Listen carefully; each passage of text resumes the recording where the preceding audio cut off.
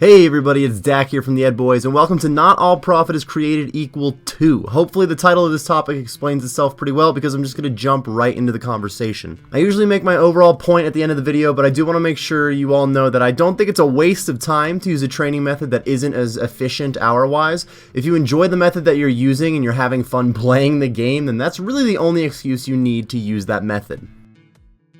In the last installment of this topic, I stuck with the idea of skilling for the most part. A good example would be fishing sacred eels. Sacred eels are a nice AFK moneymaker, and they're actually some of the better money that you can get on your way to 99 fishing, though not quite the most. The rates that you get here are clearly going to be different depending on your fishing level, but about 250 eels in an hour is far from unreasonable. The amount of scales that you're going to get from each eel is also dependent on your cooking level, so we're going to assume 5 scales per eel, and we'll go for 1,250 Zulra scales an hour. You're going to need level 87 fishing to start these eels. That means you need a little over 9 mil fishing XP to get your 99, which is about 345 hours of fishing. Even though that's a long time, you will get 431,000 or so Zulra scales, which is currently doing well in price and is going to make you a little over 99 mil to get 99 fishing.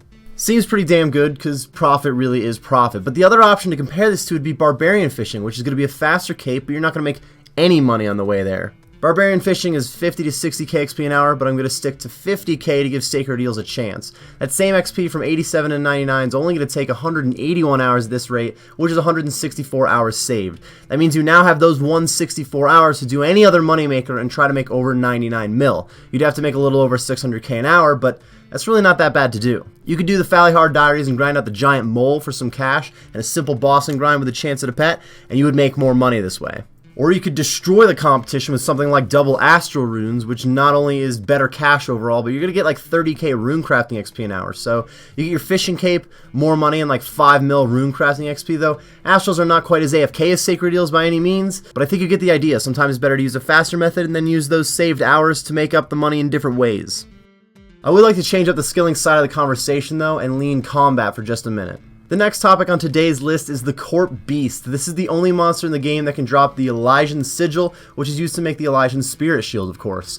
We're going to go for solo Corp rates, which is about 4 kills per hour. You could do more kills per hour if you brought a team with you, but then you're also talking about having to split the drops, or even if it's a free-for-all, you have to add in the fact that you're not going to get every kill. So for simplicity, we're going to stick to solo Corp rates. And let's be honest here, there's really not many things in the game that's more exciting than the idea of a solo Ellie drop. If you're really trying to make a lot of cash, there's not very many better ways than just getting an Ellie. Clearly a solo T-bow or that solo Scythe Dream would be more cash in a single drop, but it's hard to profit more than the Elysian Sigil, right? The drop rate for the Sigil is 1 in 4,095, which means about 1,024 hours for the Ellie drop, which is just ridiculous. If you're getting everything right on drop rate, that means you're also going to get 3 Spectrals and 3 Arcanes in this time, and these shields all together would add up to just over a bill, 1,030 mil, which is almost exactly 1 mil an hour from just the Sigil drops.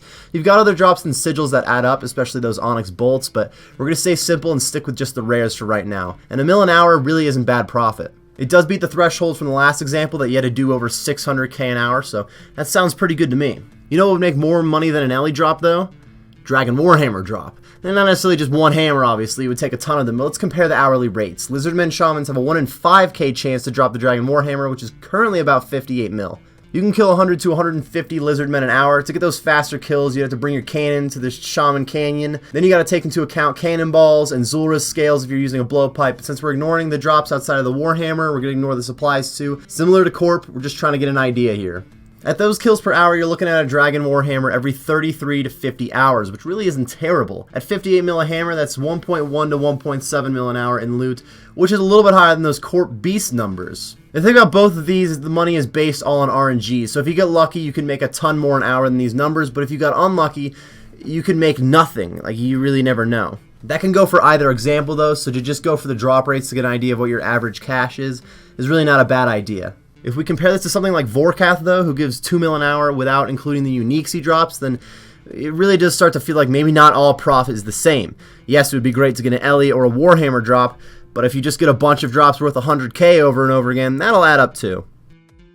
I do have another skilling example on deck that I wanted to throw in there because it's a method that I'm very guilty of myself. Cooking sharks is very AFK, and it's actually pretty fast XP and one of the better money makers for cooking overall.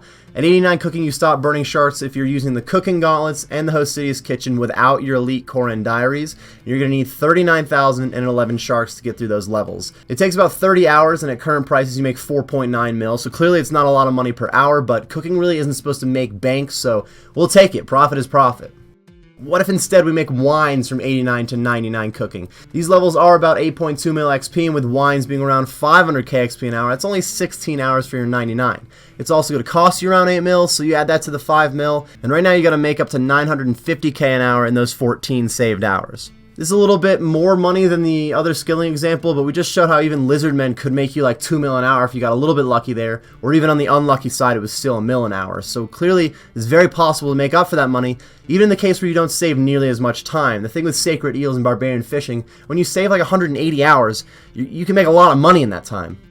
I do have a ton of other skilling examples that I was planning on going through, but they all have the same outcome at the end of it, and you've got to be getting the idea by now. So I'd like to skip over those and go to a little bit more unique situation in herb runs. The big difference in those skilling methods was trying to save time by getting more XP per hour and then making up for the money later. Growing herbs is a little different since no matter which herb you grow, it takes the same amount of time. You could grow higher level herbs for more XP per run, but most people aren't doing herbs to get their 99 farming, so they're really just for extra cash, and the farming XP is a nice bonus. It's very easy to just grow whichever herb currently costs the most. You're figuring, I'm trying to get as many herbs per run as possible, and whichever herbs cost the most, that's going to be the most money per run. But you do have to take into account that plants can die, and seed prices can be vastly different once you get to the higher level seeds. Growing torstals is pretty fun because you get like 9k per herb and a lot of XP, but the seed itself is 70k, so you got to make like 8 herbs per patch to even profit, and if one patch dies, it means you need to make up those 8 herbs on all the other patches, and that's basically just a break even. That's a little bit of profit.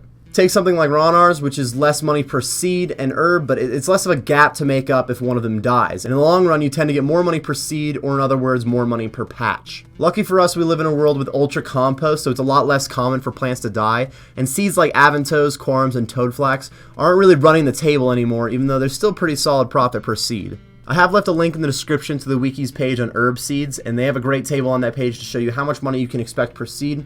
This can be changed if you're not using super compost or the magic secateurs, lower farming levels and whatnot, but it at least gives you an idea that you don't just want to go for whichever seed's the most expensive or herb is the most expensive. This example was a little different because it's not time that makes the big difference. You're spending the same amount of time on herb runs, but you could be killing some plants and not getting any herbs from them. The overall point that I'm trying to make, I guess, is the age-old proverb that time is money. Just because you make a lot of money once you're done with something doesn't mean that that money-making method was necessarily worth it.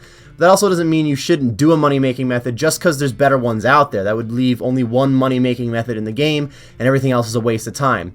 That's not true. If you really enjoy a method, that's more important since you actually have to be willing to do it for a long time to make a lot of money. If you find a method that makes a ton of money but you hate doing it, you're probably not going to do very much of it, and you won't really make any money. You'll just get burnt, and that is a pretty good waste of time. That wraps up my thoughts overall on not all profit is created equal, everybody. If you got some good information or you just enjoyed the discussion in general, be sure to leave a like and subscribe for more content. Thank you very much for watching, everyone, and best of luck with your grind.